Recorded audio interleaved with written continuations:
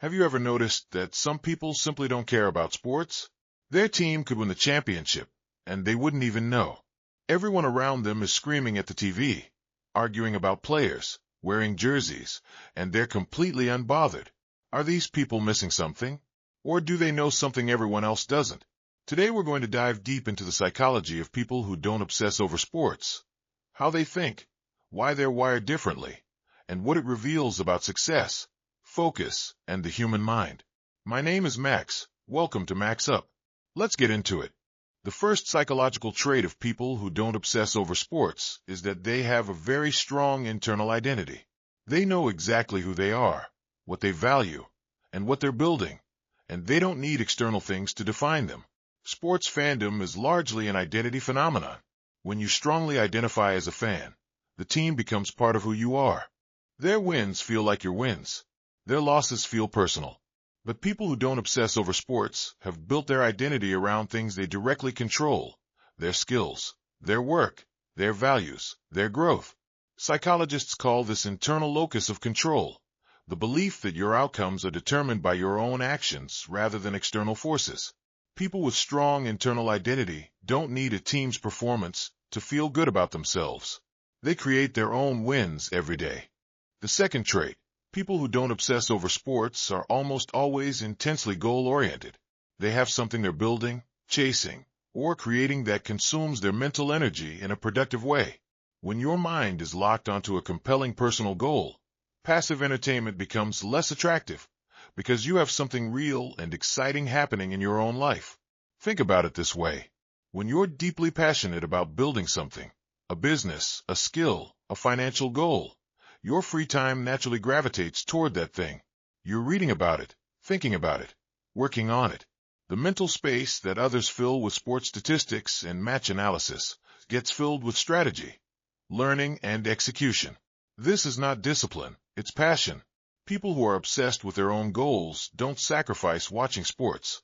They simply forget to watch because they're too busy building. The most productive people aren't forcing themselves away from entertainment. They've found something more exciting to focus on. The third psychological trait is that non-sports obsessed people unconsciously evaluate how they spend their time the same way investors evaluate where to put their money, based on return on investment. Every activity gets filtered through a simple question: what am I getting back from this? Watching a 3-hour football match, what's the return? Entertainment value, yes. Social bonding, possibly. But beyond that, nothing changes in your life. Your bank account is the same. Your skills are the same. Your future is the same. Compare that to 3 hours spent learning a skill, building a side business, reading about investing, or creating content. The return compounds over time. Skills earn money. Knowledge opens doors. Content builds audiences. Investments grow. People who don't obsess over sports aren't necessarily more disciplined. They just naturally calculate the return on their time. And once you start thinking this way, it's very hard to justify. The fourth trait: non-sports obsessed people tend to be meaning seekers rather than entertainment seekers. They need their activities to connect to something deeper: growth, purpose, contribution, creation. Pure entertainment for its own sake leaves them feeling empty rather than fulfilled. This is a fundamental psychological difference. Entertainment gives you a dopamine hit in the moment, but leaves nothing behind. Meaning, doing something that contributes to your goals, your relationships, or your growth, gives you a deeper, longer-lasting sense of satisfaction. This doesn't mean they don't enjoy themselves. They absolutely do. But they find enjoyment in things that also build something. Reading a great book is enjoyable and educational. Building a business is stressful but deeply meaningful. Creating content, solving problems, learning new things.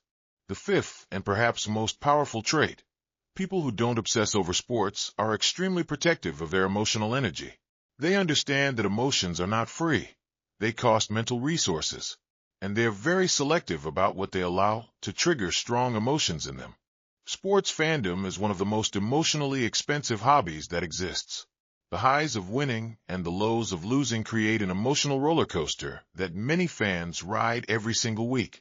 Research shows that fans of losing teams show measurable increases in stress hormones, decreased concentration, and lower productivity in the days following a loss.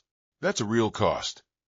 Non-sports obsessed people instinctively avoid outsourcing their emotional state to things outside their control. They know that emotional stability is a competitive advantage. A calm, focused mind makes better decisions, sees opportunities more clearly, and maintains the discipline needed to build long-term success. They don't want their mood on Monday determined by what happened on a field on Sunday. The psychology of people who don't obsess over sports isn't about being boring or antisocial. It's about being intentional. It's about understanding that your attention is your most valuable asset and being very deliberate about where you invest it every single day. Your life is being built one decision at a time, 1 hour at a time. Make them count. If this video made you think, hit that like button and subscribe to Max Up for more videos on mindset, money, and psychology of success. Comment below, do you obsess over sports? And after watching this, will anything change?